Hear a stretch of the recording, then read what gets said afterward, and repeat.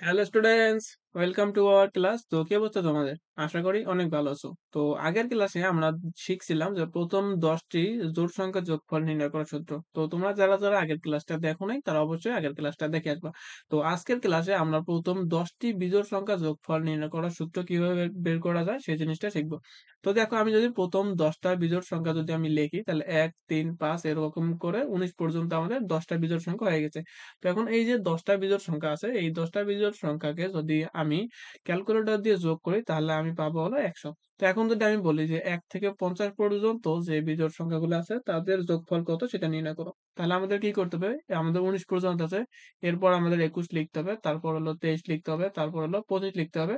তো এরকম করে সকল আমাদের 1 থেকে 50 পর্যন্ত যে বিজোড় সংখ্যাগুলো আছে আছে সেই সংখ্যাগুলো আমাদের লিখতে হবে, তারপর ওই বিজোড় সংখ্যাগুলোকে ক্যালকুলেটরে বসিয়ে যোগ করতে হবে। তো এখন যদি আমি বলি যে 1 থেকে 100 এর মধ্যে যে বিজোড় সংখ্যাগুলো আছে তাদের যোগফল নির্ণয় করো, তাহলে আমাদের কি করতে হবে? 1 থেকে 100 পর্যন্ত যে বিজোড় সংখ্যাগুলো আছে সেই সংখ্যাগুলো আগে লিখতে হবে, তারপর সেটা ক্যালকুলেটরে উঠায়ে যোগ করলে আমাদের অ্যান্সারটা পেয়ে যাবো। কিন্তু এতগুলো সংখ্যা যখন আমরা ক্যালকুলেটরে উঠাবো তখন দেখা যাবে যে দুটো একটা সংখ্যা আমরা উঠাইতে ভুলে গেছি, তাহলে সেখানে আমাদের অ্যান্সারটা অবশ্যই ভুল আসবে। এবং যদি আমরা অ্যান্সার গুলো ঠিকঠাক মতো ইনপুটও দেই, তারপর আমাদের কি অনেক সময় লাগবে সেই সংখ্যাগুলো উঠাইতে। তাহলে এই যে আমাদের অনেক সময় সাপেক্ষ এবং ভুল হওয়ার সম্ভাবনা অনেক বেশি। তো আমরা চাচ্ছি যে এমন কোনো একটা সূত্র নিয়ে আসতে যেটার সাহায্যে আমরা খুব তাড়াতাড়ি ওই বিজোড় সংখ্যাগুলোর যোগফল কত সেটা নির্ণয় করতে পারবো। তো চলো আমাদের এখন ওই সূত্রটা কিভাবে নিয়ে আসতে পারি সেটা একটু দেখে নেওয়া যাক। তো এখানে দেখো, আমি যদি প্রথম দুইটা বিজোড় সংখ্যা নেই, অর্থাৎ 1 আর 3, এই দুইটা যে বিজোড় সংখ্যা নেই, তাহলে ওই 1 আর 3 যোগ করলে পাচ্ছি 4। আমি 4 কে 2 এর উপর স্কোয়ার দিয়ে লিখতে পারি। তারপর যদি আমি প্রথম তিনটা বিজোড় সংখ্যা নেই, 1, 3, 5, তাহলে এগুলো যোগ করে পাচ্ছি কত? 9। 9 কে আমি 3 এর উপর স্কোয়ার দিয়ে লিখতে পারি। এরপর যদি আমি চারটা বিজোড় সংখ্যা নেই, তাহলে এখানে দেখো এই চারটা যোগ করে পাচ্ছি 16। 16 কে আমি 4 স্কোয়ার দ্বারা লিখতে পারি। এরপর যদি আমি 5টা বিজোড় সংখ্যা নেই, অর্থাৎ 1 থেকে 9 পর্যন্ত যে বিজোড় সংখ্যাগুলো আছে সেগুলো যদি আমি নেই, নিয়ে এগুলো যদি যোগ করি তাহলে পাবো হলো 25। 25 কে আমি আবার 5 এর উপর স্কোয়ার দিয়ে লিখতে পারি। অর্থাৎ আমরা এখান থেকে দেখতে পারতেছি যে যতটা বিজোড় সংখ্যা নিচ্ছি ওই ততর উপর যদি আমি স্কোয়ার দেই তাহলে তাদের যোগফলটা পেয়ে যাচ্ছি। তাহলে আমি যদি 1 থেকে 11 পর্যন্ত অর্থাৎ 6টা বিজোড় সংখ্যা নেই, তাহলে তাদের যোগফল কত হবে? তাদের যোগফল হবে, আমি যেহেতু 6টা সংখ্যা নিয়েছি তাহলে 6 এর উপর স্কোয়ার করব, তাহলে আসবে 36। তাহলে প্রথম 6টা বিজোড় সংখ্যার যোগফল হবে 36। এরপর যদি আমি 8টা বিজোড় সংখ্যা নেই, 8টা বিজোড় সংখ্যা নিলে তাদের যোগফল কত হবে? তাদের যোগফল হবে 8 এর উপর স্কোয়ার দিলে তাদের হবে 64, তাহলে 64। তারপর যদি আমি প্রথম 10টা বিজোড় সংখ্যা নেই তাহলে তাদের যোগফল কত হবে? তাদের যোগফল হবে 10 এর উপর যদি স্কোয়ার দেই তাহলে 100। দেখো অলরেডি এখানে আমাদের 100টা যে এখানে আমরা ক্যালকুলেটর দিয়ে বের করছিলাম সেটা আমরা সূত্র দিয়ে ব্যবহার নির্ণয় করতে পারলাম। তো এখন যদি আমি এক্স পরিমাণ বিজোড় সংখ্যা নেই তাহলে এদের যোগফল কত হবে? তাহলে এদের যোগফল হবে হলো এক্স স্কোয়ার। এখন যদি আমি ক সংখ্যক বিজোড় সংখ্যা নেই তাহলে এদের যোগফল কত হবে? এদের যোগফল হবে ক স্কোয়ার। তাহলে এটাই হলো আমাদের নির্ণয় সূত্র।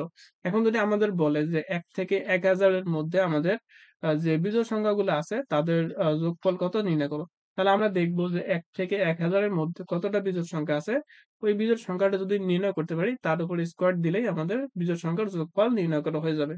তো আমরা জানি যে 1 থেকে 1000 এর মধ্যে আমাদের 500টা সংখ্যা আছে বিজোড় সংখ্যা, আর 500টা কি জোড় সংখ্যা। তাহলে এই 500টার উপর যদি আমি স্কোয়ার দেই তাহলে আমাদের যে বিজোড় সংখ্যাগুলো আছে বিজোড় সংখ্যাগুলোর যোগফল নির্ণয় করা হয়ে যাবে। তাহলে আশা করি যে সূত্রটা কিভাবে আসলো আশা করি বোঝাইতে পারছি। তো এখানে দেখো, এরপর আমাদের প্যাটার্ন যেহেতু পড়তেছি তাহলে প্যাটার্নের মাধ্যমে কিভাবে নির্ণয় করতে পারি সেই জিনিসটা একটু দেখে নেই। তাহলে দেখো, এখানে আমাদের প্রথম একটা বিজোড় সংখ্যা 1, এর জন্য আমি ছোট একটা বক্স নিলাম, একটা নিলাম। তারপরে যে বিজোড় সংখ্যাটা সেটা হচ্ছে 3, তাহলে আমি 3টা এখানে বক্স নিলাম। তাহলে 1 আর 3 যখন যোগ করব তখন হবে 4। তাহলে এই যে বক্সটা আছে এই ছোট্ট বক্সটাকে যদি আমি এখানে নিয়ে এসে বসাই তাহলে এই ধরনের একটা বড় বক্স পাবো। তাহলে এখানে লক্ষ্য করো যে এই কলাম বরাবর আমাদের সংখ্যা আছে, ছোট বক্স আছে কয়টা? 2টা। তারপর সারি বরাবর যে বক্স আছে সেই বক্সও আছে 2টা। অর্থাৎ এই 4 কে আমি 2 এর উপর স্কোয়ার দিয়ে লিখতে পারি। এর জন্য আমাদের সারি বরাবরও 2টা বক্স আছে এবং কলাম বরাবরও 2টা বক্স আছে। এরপর যদি আমি 1, 3 এবং 5 অর্থাৎ 3টা বিজোড় সংখ্যা যদি আমি যোগফল করি তাহলে আমরা পাচ্ছি কত? 9। এই 9 কে আমি লিখতে পারি হলো 3 এর উপর স্কোয়ার। তো এখানে দেখো আমাদের 3টা করে বক্স আছে। এই কলাম বরাবর কয়টা বক্স আছে? ১ টা, ২ টা, ৩ টা। তারপর সারি বরাবর দেখো ৩ টা বক্স আছে। ১ টা, ২ টা, ৩ টা। তো এরকমভাবে যদি আমি পরবর্তী ৪ টা সংখ্যা যদি আমি নেই, অর্থাৎ ১ নিলাম, ৩ নিলাম, ৫ নিলাম, তারপর হলো ৭ নিলাম। অর্থাৎ ১ম ৪ টা যে আমাদের বিজোড় সংখ্যা আছে, তাদের যোগফল যদি করি তাহলে আমরা পাচ্ছি হলো ১৬। ১৬ এর উপর আমি কিভাবে লিখতে পারি? ৪ এর উপর স্কয়ার। অর্থাৎ কলাম বরাবর ৪ টি বক্স থাকবে এবং সারি বরাবর আমাদের কি ৪ টি বক্স থাকবে। তখন আমি এই যে মোট যে বক্সটা আছে, সেই মোট কতগুলো বক্স আছে, সেই বক্সের সংখ্যা যদি বের করতে পারি, তাহলে আমাদের ১ম ৪ টা সংখ্যার যোগফল নির্ণয় করা হয়ে যাবে। তাহলে এখানে দেখো আমি কিভাবে এটা যোগফল লিখতে পারি। তো এখানে আছে করে ৪ টা করে বক্স। তাহলে এরকম ভাবে ৪ টা লাইন আছে। তাহলে আমরা কি লিখতে পারি? ৪ গুণন ৪। তাহলে ৪ গুণন ৪ কত হয়? ১৬। তাহলে দেখো আমাদের ১৬ অলরেডি অ্যান্সারটা চলে আসছে। তাহলে আমি ৪ কে লিখতে পারি হলো ৪ এর উপর স্কোয়ার। তো এরপর যদি আমরা একই রকম ভাবে যে প্রথম ৫ টা যদি সংখ্যা নিতাম, অর্থাৎ ১, ৩, ৫, ৭ তারপর ৯ যদি নিতাম, তাহলে আমাদের মোট যে বক্স আসতো হলো ২৫ টা। অর্থাৎ কলাম বরাবর থাকতে হলো ৫ টা এবং সারি বরাবর থাকতে হলো ৫ টা। তাহলে ৫ গুণন ৫, তাহলে আমাদের মোট যে যোগফলটা আমরা পেয়ে যেতাম। তাহলে ৫ এবং ৫ যদি আমরা গুণ করি, তাহলে সেটাকে আমরা লিখতে পারি হলো ৫ এর উপর স্কোয়ার। তাহলে ৫ এর উপর স্কোয়ার দিলে আমাদের হচ্ছে ২৫। তাহলে এভাবে আমাদের যে বিজোড় সংখ্যাগুলো আছে, সেই বিজোড় সংখ্যাগুলোর যোগফল আমরা নির্ণয় করতে পারি। তাহলে এখান থেকে আমরা শিখলাম কি? এখান থেকে শিখলাম হলো যে প্রথম ১ থেকে আ ২০ এর মধ্যে যে বিজোড় সংখ্যা আছে কয়টা? ১০ টা। সেই ১০ এর উপর যদি স্কয়ার করি, তাহলে তাদের যোগফল বের হয়ে যাবে। তাহলে হচ্ছে ১০০ টা। এখন যদি বলি যে আমি যে ১ থেকে ১০০ এর মধ্যে বিজোড় সংখ্যা কয়টা? বিজোড় সংখ্যাগুলো যেগুলো আছে তাদের যোগফল নির্ণয় করো। তাই ১ থেকে ১০০ এর মধ্যে বিজোড় সংখ্যা আছে কয়টা? ৫০ টা। তাহলে ৫০ এর উপর স্কয়ার করলে কত হয়? ২৫০০। তাহলে ১ থেকে ১০০ এর মধ্যে যে বিজোড় সংখ্যাগুলো আছে তাদের যোগফল হবে ২৫০০। অর্থাৎ সূত্র পাইলাম আমরা যে যদি আমাদের ক সংখ্যক বিজোড় সংখ্যা থাকে, তাহলে ওই ক সংখ্যক বিজোড় সংখ্যার যোগফল হবে হচ্ছে ক স্কয়ার। অথবা লিখতে পারি যে যদি যে x সংখ্যক যদি বিজোড় সংখ্যা থাকে, তাহলে এদের উপর যদি স্কয়ার করি, তাহলে আমরা ওই বিজোড় সংখ্যাগুলোর যোগফল পেয়ে যাবো। তো আশা করি ভালো মতোই বুঝাতে পারছি। তো তোমাদের একটা HW থাকলো, সেটা হলো যে ১ থেকে ২০০ র মধ্যে যে বিজোড় সংখ্যাগুলো আছে, সেই বিজোড় সংখ্যাগুলোর যোগফল কত হয় সেটা অবশ্যই কমেন্ট বক্সে জানাই দিবা। তো এখানে দেখো একটা কাজ দেওয়া আছে। চলো আমরা একটু কাজটা করি। তো এখানে দেখো কি বলছে যে ১, ৪, ৭, ১০, ১৩, ১৬, ১৯, ২২, ২৫, ২৮ এবং ৩১। এই যে সংখ্যাগুলো আছে, এই সংখ্যাগুলোর আমাদের যোগফলটা নির্ণয় করতে হবে। তো চলো এটা নির্ণয় করা যাক। তো দেখো এখানে যে সংখ্যাগুলো ছিল, সেই সংখ্যাগুলো আমাদের যোগফল নির্ণয় করতে হবে। তো আমি ধরে নেই যে এই যে আমি যে সংখ্যাগুলোর যোগফল নির্ণয় করব, সেটাকে আমি ক ধরে নেই। ধরে নিলাম ক। আমি x, y যে কোনো কিছুই ধরে নিতে পারি। তাহলে আমি যদি এই সংখ্যাগুলোকে উল্টায় যদি যোগ করি, তাহলে কোনো অসুবিধা আছে? অর্থাৎ আমি বলতে চাচ্ছি যে ১ + ৫ করলে কত আসে? ৬। আমি যদি ৫ + ১ করি তাহলে কত আসবে? ৬ই আসবে। তাহলে এই সংখ্যাগুলোকে যদি আমি উল্টায় লিখি, তাহলেও এদের কোনো যোগফলের কোনো পরিবর্তন হবে না। তার জন্য আমি লিখতে পারি যে ক = আমি এই যে লাইনটা আছে, এই লাইনটাকে উল্টায় লিখব। তাহলে ৩১ শেষের দিকে আছে, তাহলে ৩১ আমি ১ম এ নিয়ে আসলাম। তারপর কত আমাদের আছে? ২৮ আছে। তারপর কত আছে? ২৫। তাহলে ২৫ যোগ করলাম। তারপর হচ্ছে কত? ২২। ২২ তারপর হলো আমাদের ১৯। তাহলে আমি এখান থেকে যে সংখ্যাগুলো ছিল, সেই সংখ্যাগুলো সবগুলো সংখ্যা উল্টায় লিখলাম। তাহলে এখন যদি আমি এই যে ২ টা সমীকরণ পেলাম, এই ২ টা সমীকরণ যদি আমি যোগ করি, তাহলে আমি ইজিলি এই ২ টা যে আছে, সেখান থেকে আমি ইজিলি তার যোগফলটা নির্ণয় করতে পারবো। তো এখানে দেখো, এখানে ক আছে, এখানে ক আছে। তাহলে এই ২ টাকে যদি আমি যোগ করি, তাহলে ক আর ক যোগ করলে হয় হচ্ছে 2ক। তাহলে এখান থেকে পাইলাম 2k।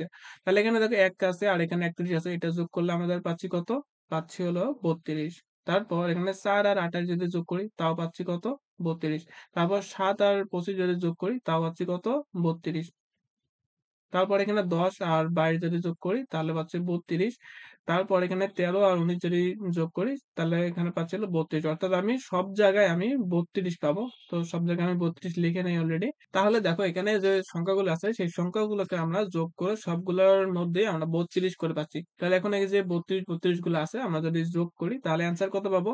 তো এখানে দেখো ৩২ কয়টা আছে? ১ টা আছে, ২ টা, ৩ টা, ৪ টা, ৫ টা, ৬ টা, ৭ টা, ৮ টা, ৯ টা, ১০ টা, ১১ টা।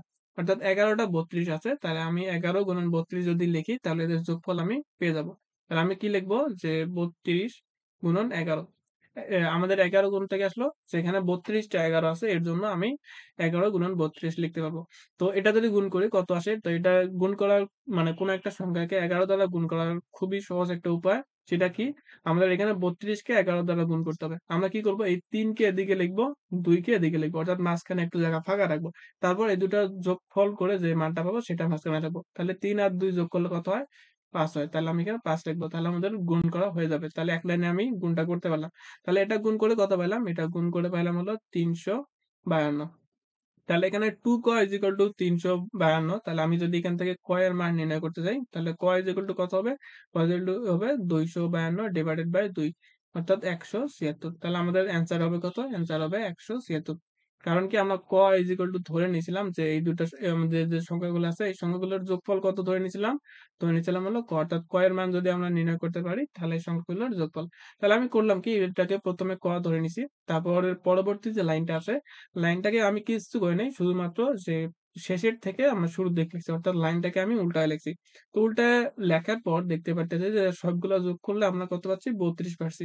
তাহলে এখানে মোট ১১ টা ৩২ আছে। এর জন্য আমি লিখতে পাইতেছি যে ৩২ গুণন ১১। এখান থেকে আমরা 2 ক এর মান পেলাম ২৫২।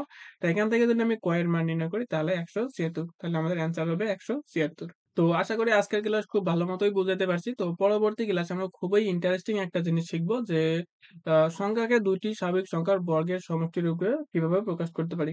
তো পরবর্তী ক্লাসে আমন্ত্রণ জানিয়ে আজকের ক্লাস এখানে শেষ করতেছি। আল্লাহ হাফেজ।